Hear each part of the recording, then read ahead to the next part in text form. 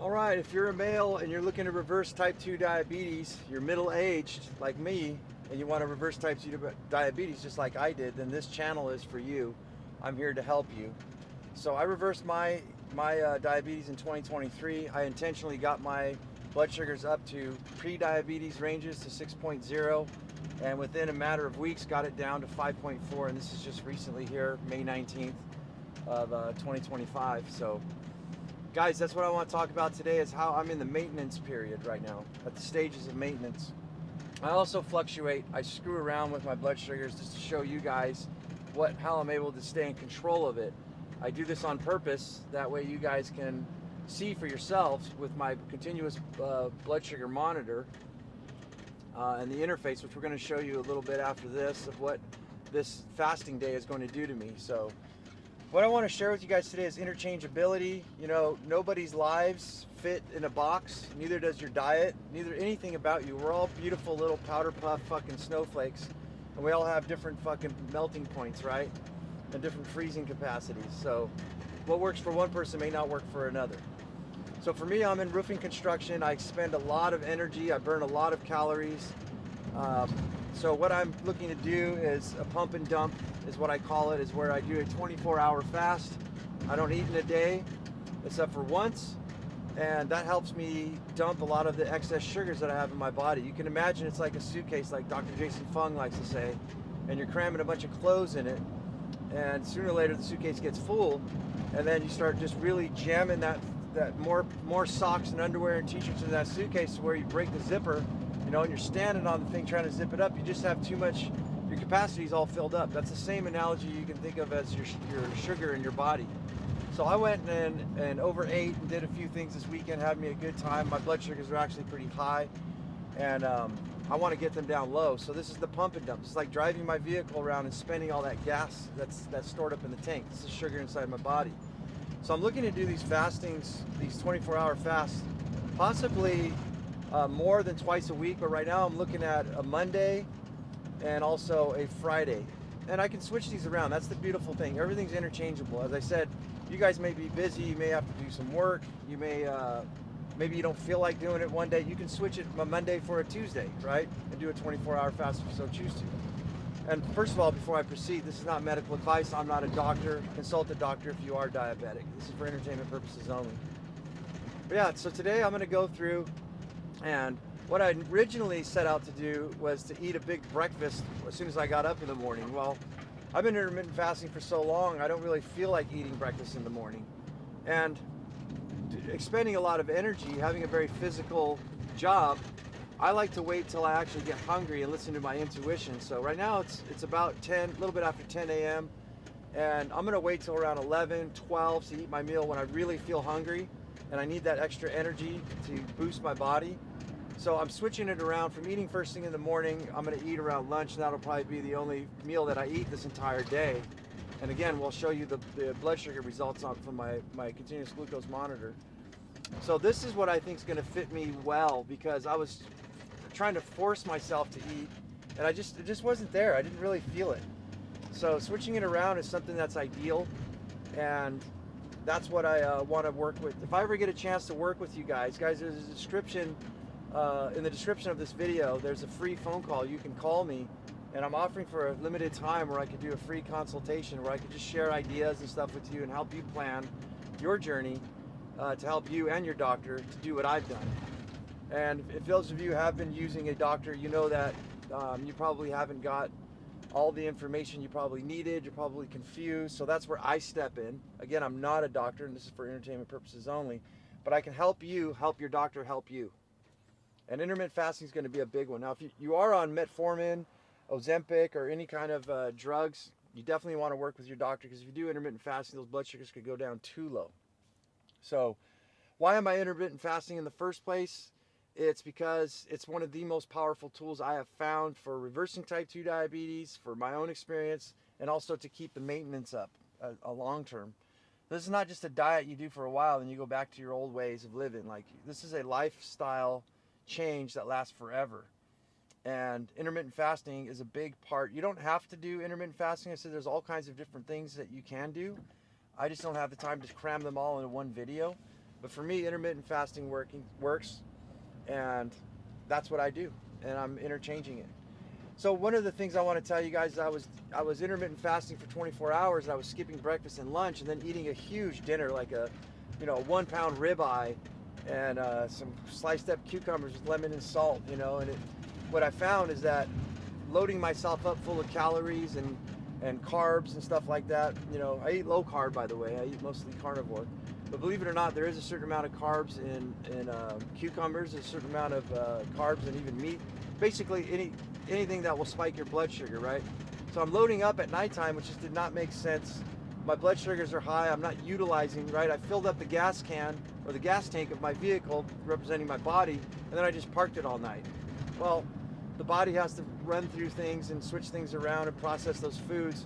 It's better to do it while I'm active around the day to get rid of all those and go to bed on an empty stomach. So that's the reason why I'm switching from dinner to around lunch, I'm going to say.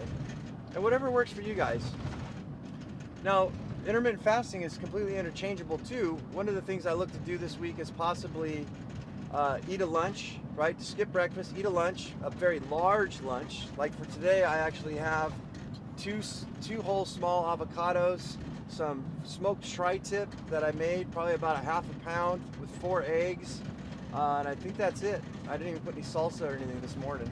That's my breakfast. And one of the things I'm going to do is I'm going to intermittent fast for 24 hours today, but tomorrow I may have my lunch, and then I may have a smaller dinner. So what I like to think about is have a large lunch and then have a mini dinner. So meaning like maybe one, I don't know, like a half a cup of chicken fajitas, actually what I have pre-made for my food to feed my daughter. I'm a single dad. I got to feed my kid, right? So I do meal prep. I've got fajitas marinating right now in my fridge. So tomorrow night, I'll actually probably have just like a half a cup with maybe an avocado or something very, very light, if I so choose to. And this will be Tuesday, Wednesday, and Thursday, if I don't just do 24-hour intermittent fasting the whole entire week. So the way I know too, guys, this is what it looks like. This is the sensor, the continuous glucose monitor. I'm just going to keep an eye on my sugars, right? So it doesn't even mean that I have to do intermittent fasting on Friday if I don't choose to. If my blood sugars are down normal and really low, I can go ahead and have dinner Friday night. It just depends on how this week goes. So the continuous glucose monitor is my gas gauge. That's how I know what I have in the tank, what I haven't spent. So it's, again, interchangeable. You can do different things, like same thing with exercise, which I'm not going to go into. This morning I went for a cardio, light walking for 30 minutes. I also did my push-ups, which I try to do Mondays, Wednesdays, and Fridays. And I did my push-ups and walking this morning. If I missed out this morning, I would just do a walk in the evening after dinner, or just after, right before I take a shower. You can change it up. If you mess up, you got up late, especially if you have kids, if you're a parent, shit always happens, right? So you're unable to do your walk, just switch it over later at night. And if you're looking to do like 2 walks, which I usually do, I highly recommend, if you're looking to reverse type 2 diabetes and you have a sedentary life, meaning you're working in an office or you're not getting much physical activity, what you might want to do is do a 30-minute walk in the morning and then a 30-minute walk in the evening. Now, if you fucked up, something happened, you couldn't walk in the morning, just go ahead and walk for an hour after dinner, right? Before you take a shower in the evening. You can always interchange stuff. The last thing I want to say is habit building, guys. I didn't do my eye exercises. I didn't do my breath work. I didn't do my 30-minute walking all day yesterday. I felt like shit. I don't know what it was. I think I overworked myself. I worked like 14, 16-hour days, and my body finally just gave in. I had a headache. I felt nauseated. I just laid in bed for half the day and just edited videos and things like that. So yeah, it was kind of weird to not do them. And the thought I had was that when you get a regular routine and you break it, that's how you start falling off the bandwagon, right? You start getting excuses. Well, I'm just tired today too, so I'm not going to do it, right? Unless I'm dying, like I got a migraine, I'm like, I'm not walking, right? It's just common sense. Give yourself a break, but don't break the pattern. Get yourself well. I don't think anybody needs more than 24 hours of a day to neglect. I mean, eye exercises, I probably could have done them that day. Eye exercises do not take a lot of energy. I could do them sleep, while I'm laying in bed. But I've not broken my routine and my habits for over a year now. And it just felt very strange to do so. And I just noticed how easy it was the next day to go, you know what, I think I'm gonna take today off too. You can't do that, my friends. Get in it, stick with it, make it a habit. It takes 66 days. If you do something every single day, something stupid, like before you, I don't know, when you wake up in the morning, instead of drinking a cup of coffee, go outside, drink a glass of water, just look at the sky for a second and say, today's gonna be a great day, right? And then go back in your house. Something as dumb as that. If you do that 66 days in a row, it'll become routine, a habit. It'll stick. It's a habit that will stick, and you won't even have to think about it anymore. You'll just automatically start doing it. This is on average too, guys, so everybody's different. So yeah, let's go ahead and see what my blood sugars did for an entire day with this 24-hour fast, eating at noon. All right, guys, I want to bring you into May of 18th. This was actually Sunday, yesterday, when I'm filming this.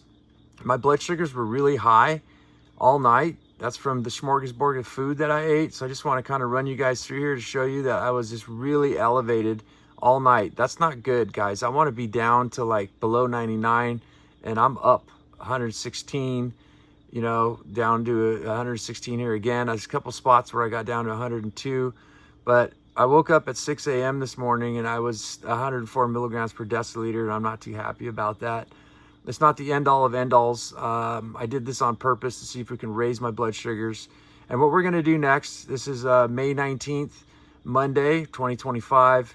I woke up and I got myself a lemon water, the sparkling lemon water, and my insulin, or my blood sugar, started to rise here a little bit. I did go for a 30-minute walk. I also did my excruciating slow push-ups here. And I think it was the stress hormone that kicked into my body. It's very normal if you push yourself when you're working out for your body to produce sugar, because it knows you need some energy. So I think that's what happened here.